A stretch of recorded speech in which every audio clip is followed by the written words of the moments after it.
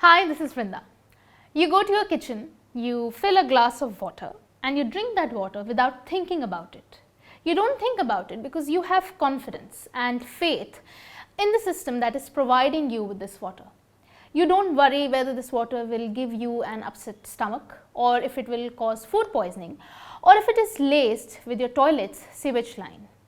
You don't imagine that this water will land you in the hospital, and you certainly don't think that this glass of water can kill you. But what if it does? What if you are one of the 2 lakh Indians who die each year because of lack of access to clean water? Well, if you live in Indore or Delhi NCR or Greater Noida, Gandhinagar or Hyderabad, then it might happen to you. You might be drinking a glass of water that might just kill you. Pick up a newspaper, but don't look at the front page. Go to the inside pages and you might come across news pieces like these. 4 out of 6 sources of supply in Hyderabad are polluted. There's toxins, pesticides, sewage, heavy metals and fecal contamination in this water that reaches all kinds of homes. In the last 6 years, at least 10 people have died due to this polluted water. Or come to Greater Noida, where the drinking water supply in sector Delta 1 has caused more than 100 people to get hospitalized. Sewage has been found to be mixing with the clean water supply and has caused people to fall ill with vomiting and diarrhea. People are seeking a pipeline audit in their area now. Or Gandhinagar, where more than 100 people got sick with typhoid because of, well, surprise, surprise, dirty water. Same is the case in Bengaluru, where the water supply became mixed with sewage water and the taps started supplying foul-smelling, frothy water, and the underground sumps became coated with dark silt. Many people had been falling sick in the Lingarajpuram area prior to that, but nobody had suspected the water till it became so evidently filthy. But why do these reports get relegated to the interior pages of newspapers? Look at this. This is Amar Ujala. The headline simply says, "Open the taps and drink danger. 66% water samples in Najafgarh and 30% water samples in Delhi are deadly." This is what the headline is saying. But these stories don't make it to the front page in most newspapers. They just get printed once and are then forgotten the next day. There is no follow-up unless it becomes a situation like Indore. This is page 3 of 10th January's Times of India.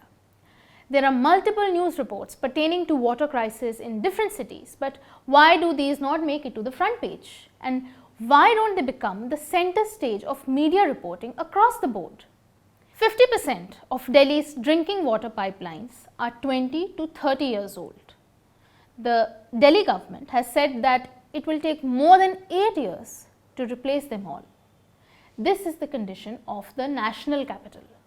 The Prime Minister can cry hurrah over all the pipelines he has made via his Har Ghar Jal Yojana, but what does it even mean when the existing pipelines are in shambles and the water is mixed with sewage? In Indore, the authorities have accepted the death of only 8 persons, while Anand Mohan J of the Indian Express has reported that 18 families have been offered compensation by the state government.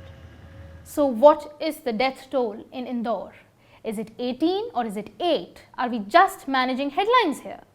In Greater Noida, where several residents fell ill with symptoms of vomiting, fever and stomachache, authorities have denied the allegations of water being contaminated. How conveniently the authorities can deny anything. How convenient it is for them that people die or fall sick out of just chance. They just fall sick. When the truth is that the government's own data has admitted that about 2 lakh people die every year due to inadequate access to safe water in India. This is from the 2018 Composite Water Management Index report of the Niti Aayog. The same report estimates that about 60 crore people may face water stress by 2030.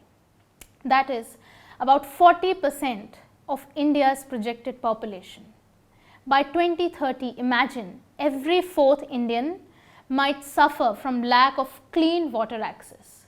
The government likes to remind everyone that India will be the 3rd largest economy by 2030, $7 trillion economy.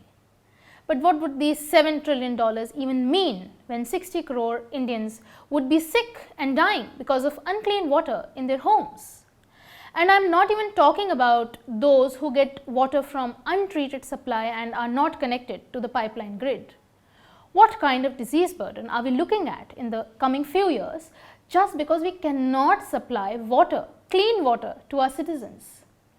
Ek glass pani dena. How simply we ask anyone, anywhere for a glass of water.